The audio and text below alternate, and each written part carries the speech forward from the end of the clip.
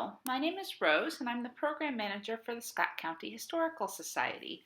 And this video is going to help you build your playing card wreaths. First, I'm going to give you a brief background on why playing card wreaths were a popular historic craft, and then we're going to launch right into how to make your own. The idea for this craft was taken from the American Boys Handybook and the American Girls Handybook. They were written by D.C. and Lina Beard and originally published in 1882 and 1887. Inside are hundreds of ideas for crafts and activities for young people, ranging from how to make your own tennis set to how to build a boat. You might be wondering why playing card wreaths are a historic craft, but playing cards have been around for a long time, since the Middle Ages.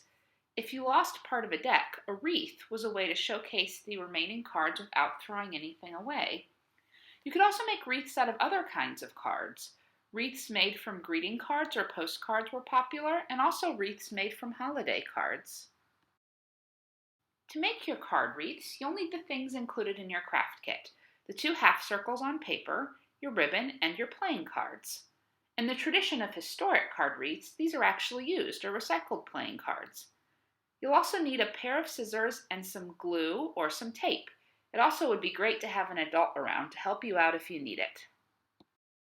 In your craft kits, you should have 2 half circles. Your first step is to cut around the outside of your half circles. Now this doesn't have to be perfect because you're going to be covering everything up with cards.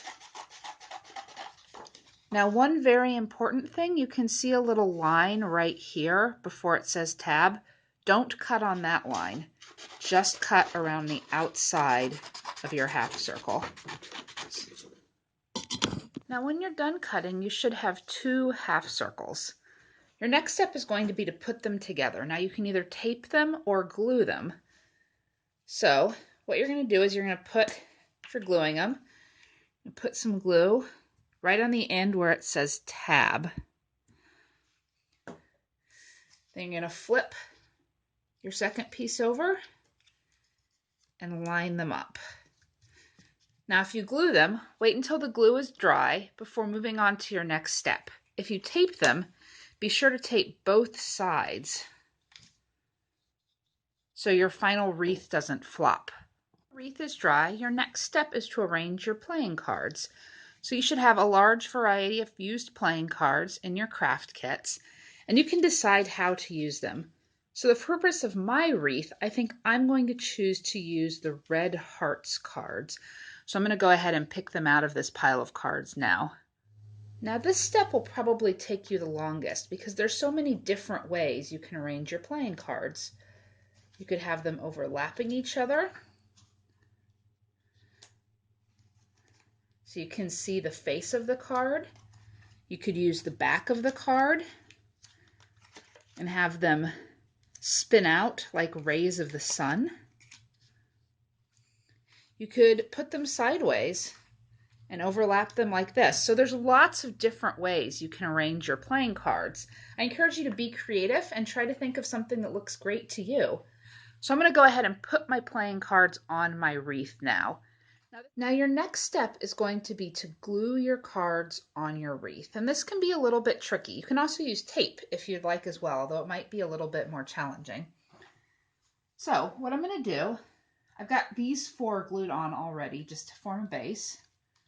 And I'm just going to slowly go around and glue my cards. I'm going to put a little bit of glue on the card before it and a little bit of glue on the wreath.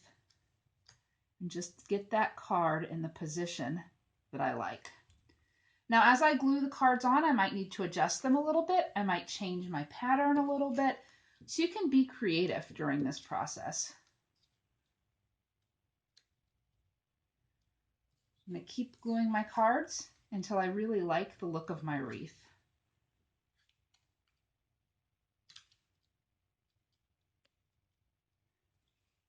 Now, let's say I was going for a different design. I'm going to push these cards off for now that aren't glued yet. Let's say I wanted to do more of a sun design. I could get a different card.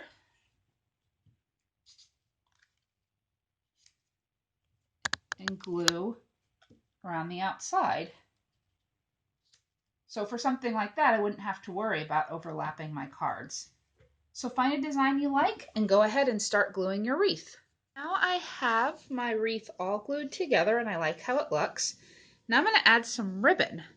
Now your kits should have 2 different colors of ribbon. I've got red and gold here.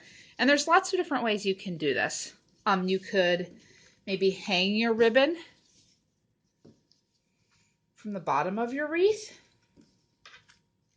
So you get something fluttering in the wind. I think I'm going to do a bow with mine. So I'm going to take my ribbon, going to bend it in about half, tie a knot, and then make a bow, just like I would with shoes. And you can have an adult help you with this too.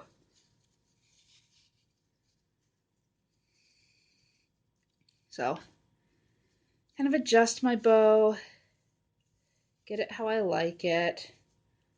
There, I like that bow. Then I'm going to choose where I want it on my wreath. So let's say I want it near the top here.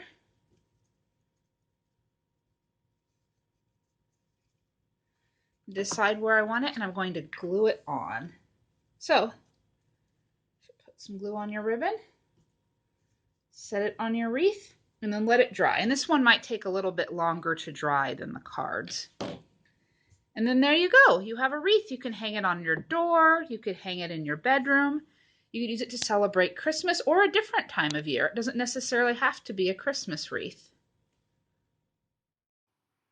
We hope you had fun creating your playing card wreaths today. If you enjoyed this project, I encourage you to try making wreaths in some other ways. Use Christmas cards, fold your cards to make them 3D, or experiment with different patterns. If you have any questions, don't hesitate to reach out to the Scott County Historical Society using the phone number and email on this screen. You can also reach out to your local library. Thanks, and I hope you have a fantastic day.